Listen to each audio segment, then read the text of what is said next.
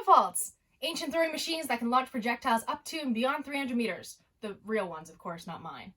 I'm Allison. Welcome to this at-home science video brought to you by Robogals Queens, and today you're going to be learning about how catapults work. And after you're done watching this video, you'll be able to make one of your own with stuff that you can probably find lying around your house. Catapults have been used since the days of ancient Greece, Rome, and China to fire projectiles at enemy fortresses. They were really helpful when fighting against people with walled cities or castles because they could throw projectiles over the walls instead of having soldiers climb up themselves. Eventually, defenses against catapults got so good that catapults became pretty much useless in modern warfare, combined with the introduction of more high-tech weapons. A quick physics lesson before getting back to catapults. There are two basic types of energy we talk about in physics: potential and kinetic. Potential energy is any kind of energy that can be stored for later use. Think about the prank, where you set a bucket full of water on top of a door and you wait for the door to open so the bucket will drop onto somebody's head. The bucket at the top of the door isn't moving, but it could. All it would take is removing the door from underneath, and then the bucket would fall, all on its own. The bucket on the door is storing gravitational potential energy, the energy due to gravity. When it falls, that stored energy gets converted into kinetic energy, the energy of movement. Eventually, all the gravitational potential energy gets used up.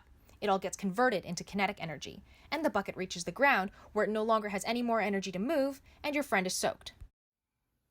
There are other kinds of potential energy. Gravitational is just one of them. There's also electrical potential energy, stored in batteries, or spring potential energy.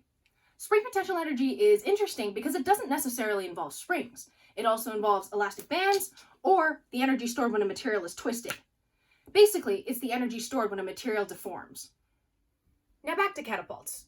There are two basic kinds of catapults, the mangonel and the trebuchet. Each of these uses a different kind of potential energy to fire its projectiles. Let's start with the mangonel. This is probably what you think of when you picture a catapult. There's a base, a frame, and an arm of some kind that's held back by a mechanism until it's ready to fire forwards. Think of it like a mousetrap, except instead of snapping closed when the trap is triggered, this one swings its arm forward to fire a payload. This type of catapult uses spring potential energy to launch its projectiles, like this one that uses a twisted rubber band, or this one that uses the energy and the deformation of the popsicle stick as it's bent backwards, as well as the resistance from this rubber band. Then there's the trebuchet.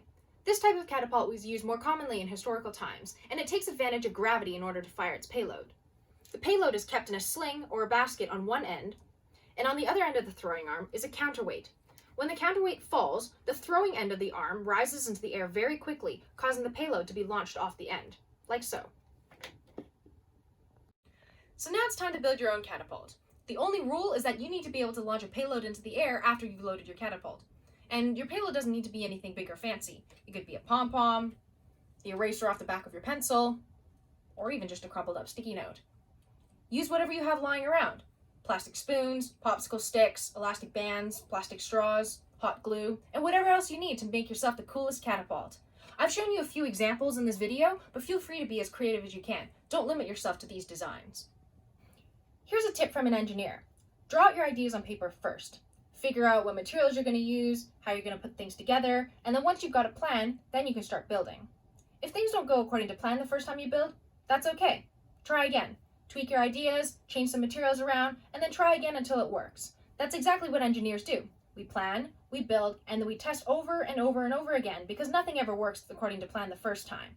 For more information, check out the instructions that go along with this video. They'll be linked in the description below. Thanks for watching!